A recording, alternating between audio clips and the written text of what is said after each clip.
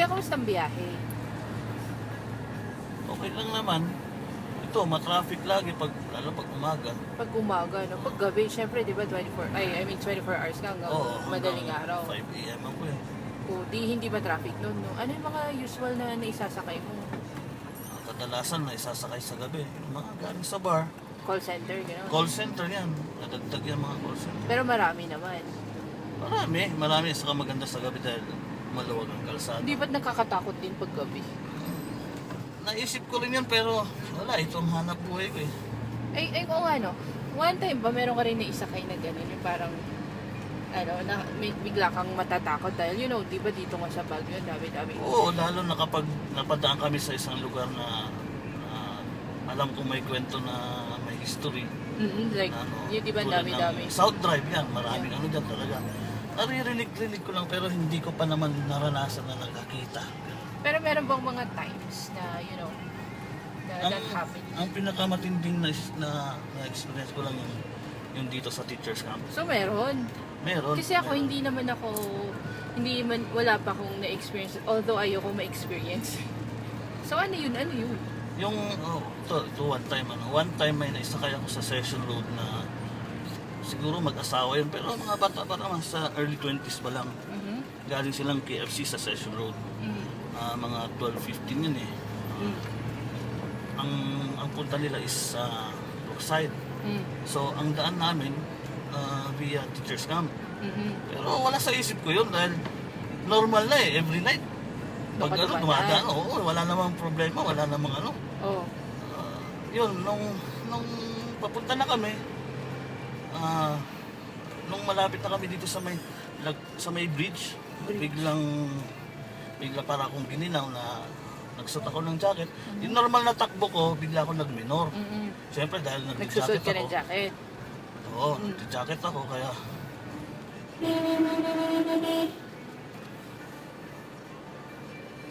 Traffic.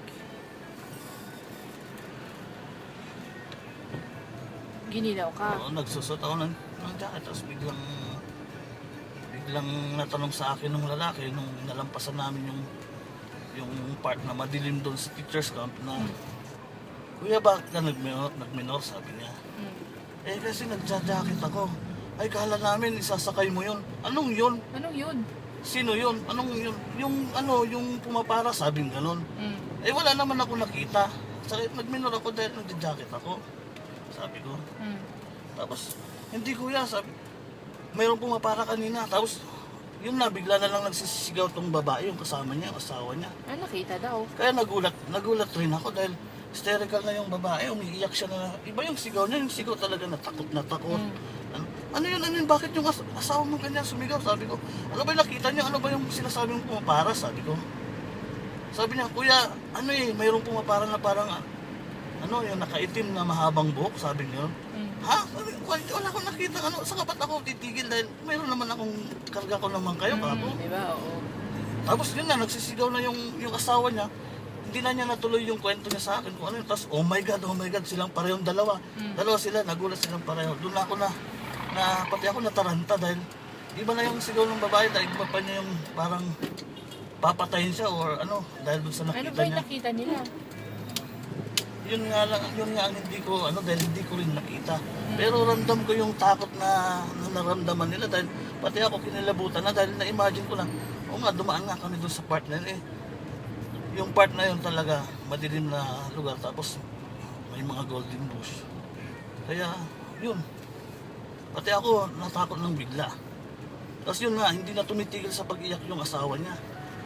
Yun na lang inasikaso niya, hindi ko na natanong kung ano yung nakita, hindi na niya na-explain kung ano.